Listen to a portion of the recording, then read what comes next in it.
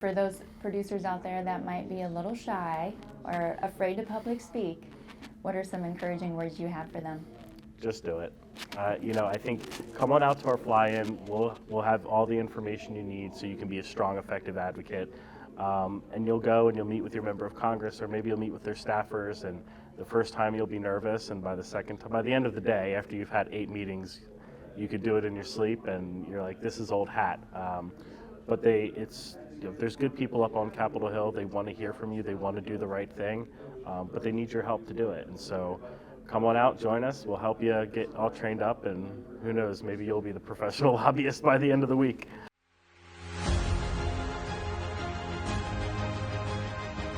Prop 12, tariffs.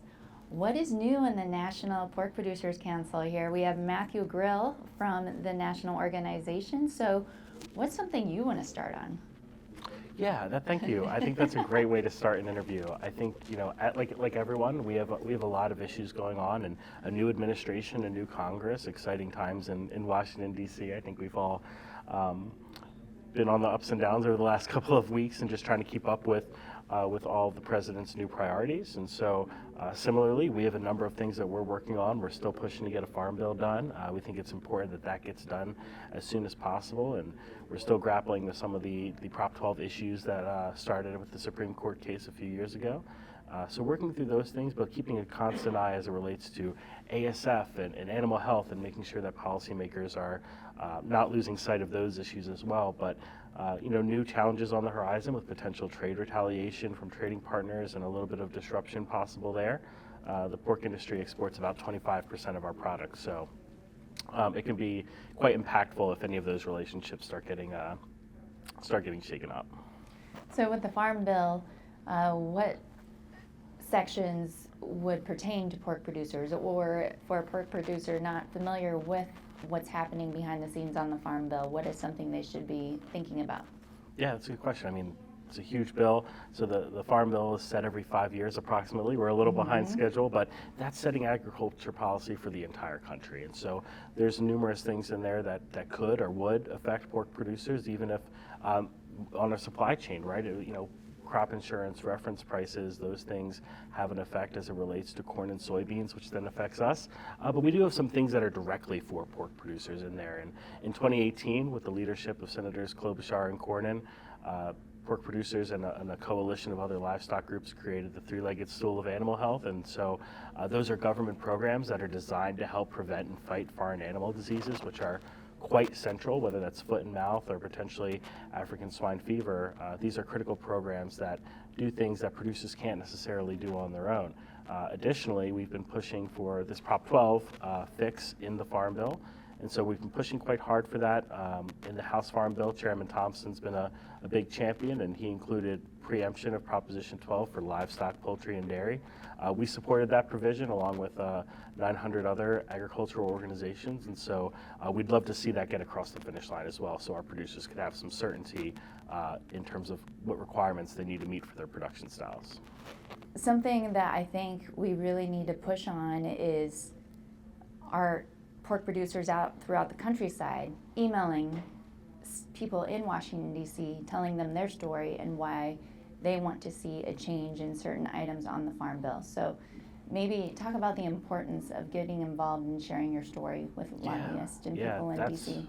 That's critical. I mean, I think lobbyists get a bad reputation, but the only reason people in D.C. would listen to someone like me is with the voices of producers behind us.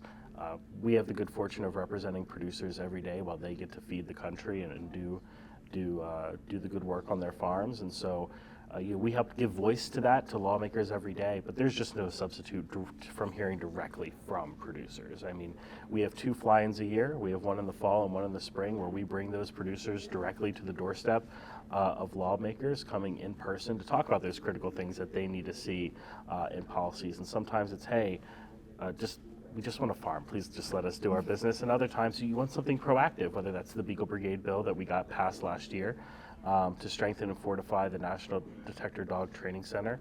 which helps prevent the introduction of foreign animal diseases into the country. But calling and writing your legislators, engaging with us, your state organization. We're here in Illinois. Jennifer Tyree does a great job as the executive director here, and get involved with your state. Come out to our fly-ins, respond to our calls of action. And if you want, we have grassroots training programs with the Pork Leadership Institute, PLI, with Lucy Russell. Get in contact with us. But it's critically important. It fuels everything that we do. And if people stop showing up, decisions are going to be made without them.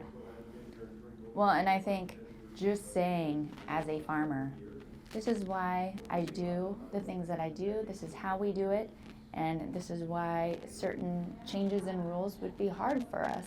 Yeah. Just having the initiative to do that for your state would be so beneficial. Absolutely. I mean, I like to say that our producers' stories and giving life to these issues is their superpower. There's a lot of folks in Washington who have never been on a farm or don't represent any farms. And we have to bring those stories to them because they're weighing in on critical issues that impact producers every day. And I think giving life to those stories, it is our producers' superpower, and we need to share it every chance we get. Matthew, what made you go down this path of where you're at today? I think I was one of those people who had never been on a farm. I was working in government for some time, and then I was ready for a change, and I love helping people engage with their government and understand what they're doing and bringing their issues to the forefront as well.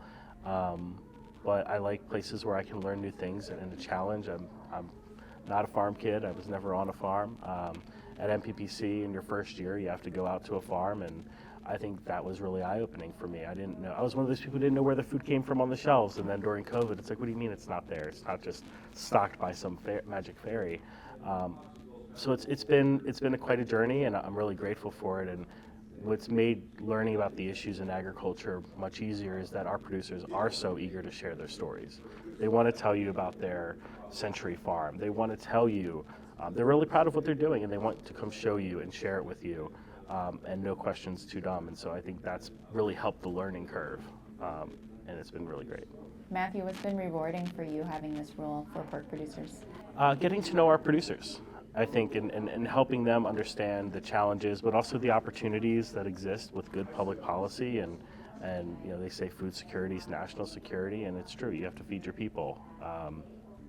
And I think getting to share their stories and help coach them to be their own best advocates is really where I draw a lot of joy from the job, and NPPC has been a great place to do that. And if there's any farmers out there that want to get a hold of you or tell their story, how can they reach out? Certainly. You can go through your state exec, or you can go through your state association. We also have a website, www.nppc.org, where we have a bunch of contact information. You can give the office a call. You can shoot us an email. We also have some field people out in the states who do some direct-to-producer engagement. And so reach out to one of them or reach out to us, and we'll find the best way to help you plug in. Well, thank you for taking the time to visit. Thank you, Rachel.